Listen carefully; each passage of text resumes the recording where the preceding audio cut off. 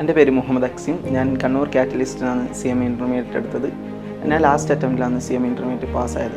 പിന്നെ എങ്ങനെ ഈ കോഴ്സിനെ പറ്റി അറിഞ്ഞു എന്നുള്ള ചോദ്യത്തിൽ ഞാനും എൻ്റെ ചങ്ങായിമാരും കൂടി +2 കഴിഞ്ഞേരം ഡിഗ്രി എടുക്കാനായിരുന്നു പ്ലാൻ ഇട്ടായിരുന്നത്.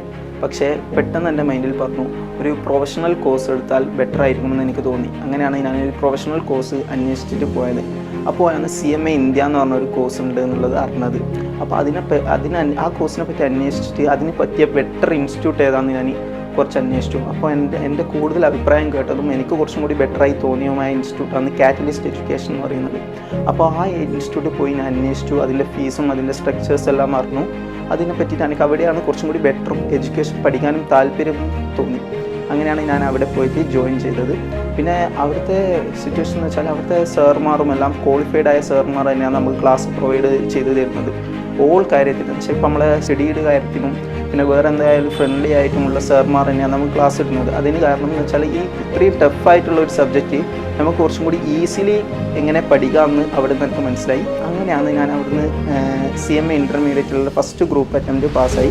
സിംഗിളായിട്ടാണ് ഞാൻ ഈ ഗ്രൂപ്പ് അച്ചീവ് ചെയ്തത്. ഇൻ്റർമീഡിയറ്റിൻ്റെ ഫസ്റ്റ് ഞാൻ സെക്കൻഡ് ഗ്രൂപ്പ് അച്ചീവ് ചെയ്തു. പിന്നെ സെക്കൻഡ് ഞാൻ എന്ത് ചെയ്തു ഫസ്റ്റ് ഗ്രൂപ്പായിട്ട് അച്ചീവ് ചെയ്തു.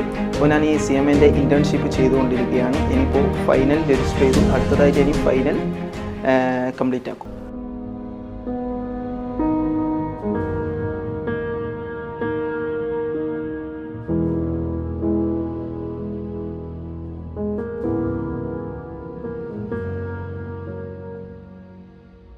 ഇവിടുന്ന് വീട്ടിൽ നിന്ന് നല്ലോണം പഠിക്കലുണ്ട്. അപ്പോൾ പ്രതീക്ഷിച്ചിട്ടില്ല. ഞാൻ അധികം പറയൂ ഇത് ടഫല്ലേ, എനിക്ക് പഠിച്ചെടുക്കാൻ കഴിയുമോ എന്ന് ചോദിച്ചിട്ട് അവൻ പറഞ്ഞ് ഞാൻ പഠിച്ചിരിക്കൂ, മാർക്ക് നേടിയെടുക്കൂ എന്ന് പറഞ്ഞ്.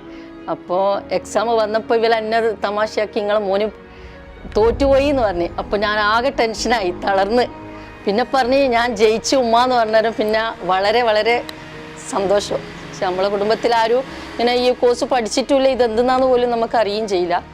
അപ്പോൾ എനിക്ക് കിട്ടിയതിൽ കൂടുതൽ കാറ്റലിസ്റ്റിൻ്റെ സാറുമാരെയും ടീച്ചേഴ്സിൻ്റെയും കൂടുതൽ സപ്പോർട്ടാണെന്ന് അതിൽ മനസ്സിലാക്കാൻ കഴിഞ്ഞ് എൻ്റെ മോനിക്ക് ഈ വിജയം കിട്ടിയത് ഒരു സന്തോഷം.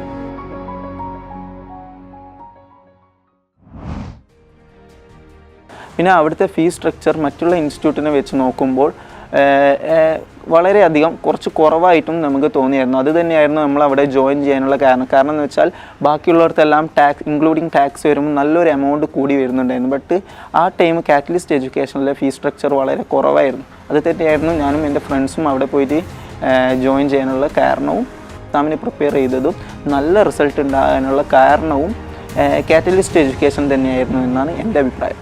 മലയാളികൾ പറയുന്നു കാറ്റലിസ്റ്റ് തന്നെയാണ് കൊമേഴ്സിലെ നമ്പർ 1.